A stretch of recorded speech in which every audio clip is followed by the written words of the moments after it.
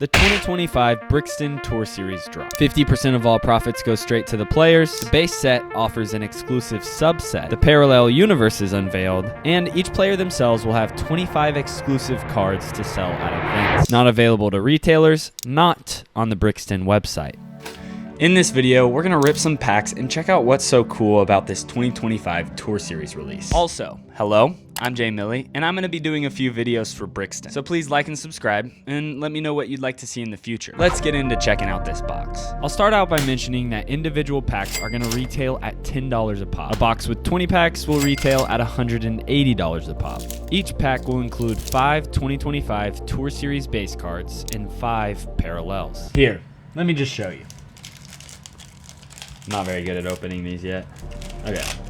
We have a base Cal Longquist, Connor O'Reilly, James Conrad, Maria Oliva, Rebecca Minnick. A base card looks like this, with a very cool, clean splatter paint background. Those first 5 were the 5 base cards that come in every pack. Now we'll have 5 parallels, which is where the cards get a little bit more rare, a little bit more spicy, if you may. 1 in 1.2, 1 in every 2.2, 1 in every 1.5, snake skin, which is 1 in every 2.8, and then last but not least, red, which is a 1 in 1. Those were the parallels. Very similar in design to the base cards, each with a different backdrop and rarity. There you go. That's what a 2025 Tour Series pack looks like. But before we rip some more packs and I tell you about my favorite cards, let me explain 2 really cool things from this year's drop that I hinted at earlier. Firstly, if you get a 2025 Tour Series base set, you won't be getting any parallels, but you will be getting a part of the exclusive subset, the Grind. A really cool card, only available through the base set. Secondly, like I already mentioned, each player will have 25 exclusive cards to sell as they please, called Deja Vu. I personally think that these are the cards that might make getting a complete set a little tricky and a little fun. Because if you want to get every card of a specific player, the Deja Vu and Grind card make it a little bit more difficult. Okay, back to ripping the rest of this box, where I have 2 goals. Firstly, I want to show you my favorite parallels and their odds. Ooh, this is the most rare one we've gotten so far. An Austin Turner Shattered Glass. Pretty dope. And secondly, my sneaky goal in opening this entire box is to see if I can get as close to a complete set with one player as possible. I believe there are 18 variations of a player that I can get from a box, so let's see how close we can get. And there's one in particular that is going to be near impossible to get. But before I reveal that card, let me talk a little bit about the less rare parallels. These are the red, blue, pink, and black parallels, all with relatively common odds. The red is actually a 1 in 1 because it's the back of the deck every time. The last card will always be a red parallel of whatever player you end up getting. So if you're hunting for a rare card, I'd say move the last card to the very front.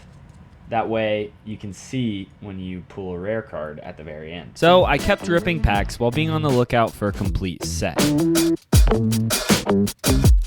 as well as some of my favorites. I know it's not the rarest card, but the snakeskin one is super cool to me. The snakeskin is paired with the cow, giraffe, and zebra as part of the next tier of rarity in these packs, but they aren't quite numbered yet.